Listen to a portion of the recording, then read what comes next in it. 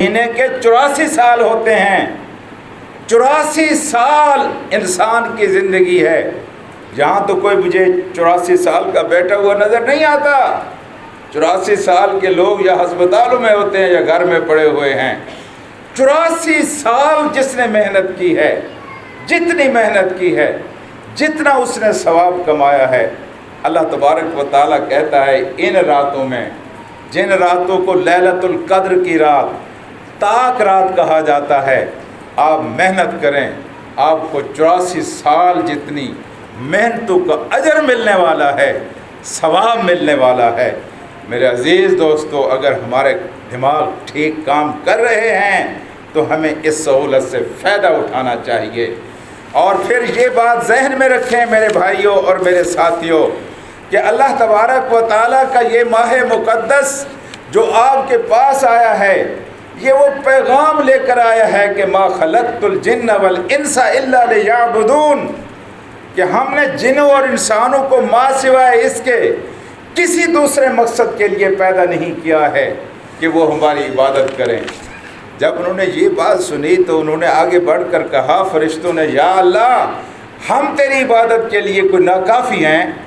نحن نقدس، ہم تیری نقدس لک، ہم تیری تقدیس بیان کرتے ہیں، نحمد، تیری حمد بیان کرتے ہیں، ہم تیری عبادت کے لیے ناکافی نہیں ہیں، تو نے ان کو کیوں پیدا کیا؟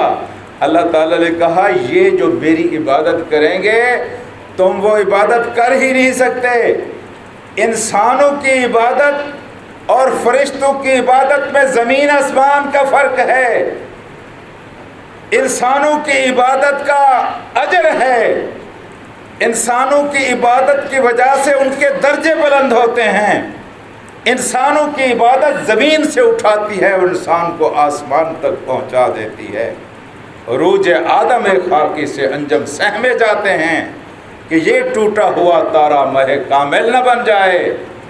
فرشتے جو عبادت کرتے ہیں اس کے اوپر ان کو کوئی اجر نہیں ملتا، انہوں نے تو کرنی ہے عبادت۔ ایک اندھے کی اگر آنکھیں نہیں ہیں، اس کو حسینوں کے مجمع میں کھڑا کر دیا گیا ہے، غیر محرموں کے مجمع میں کھڑا کر دیا گیا ہے، اس کو کیا ثواب ملے گا؟ اس کی تو آنکھیں نہیں ہیں میرے عزیز دوستو۔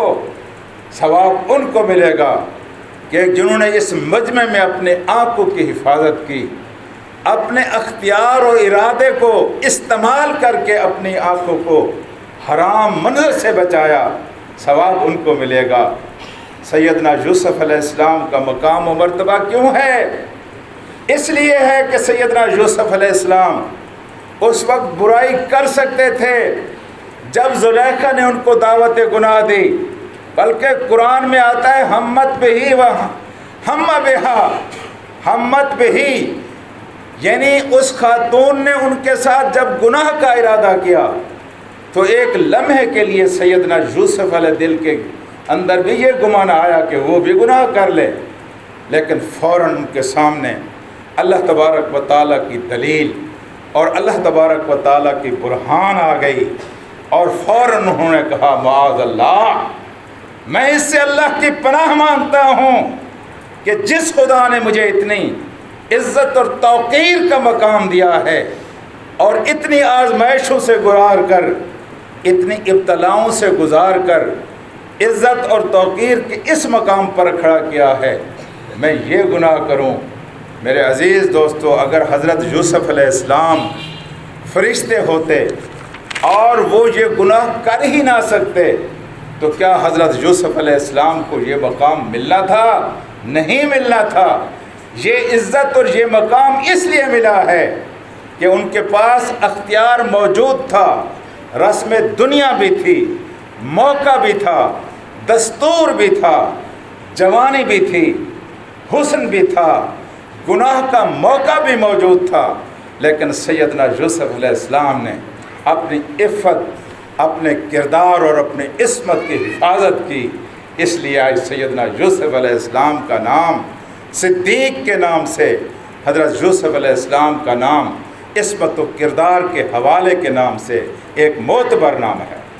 میرے عزیز دوستو، دوسری بات جو میں آپ سے عرض کرتا ہوں، دوسری بات یہ ہے کہ روزہ رکھنا روزہ نہ رکھنا، نماز پڑھنا نماز نہ پڑھنا، بھوکا رہنا کھانا کھانا، یہ کوئی عبادت نہیں ہے۔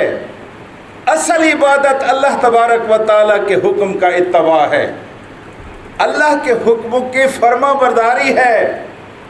دن سارا اس نے روکا ہے کہ آپ نے کھانا کچھ نہیں ہے، تو آپ نے اللہ کا حکم مانا اور دن سارا آپ نے کچھ نہ کھایا، اور پھر جب 6:40 ہوتے ہیں وہ حکم دیتا ہے کہ اب کھاؤ۔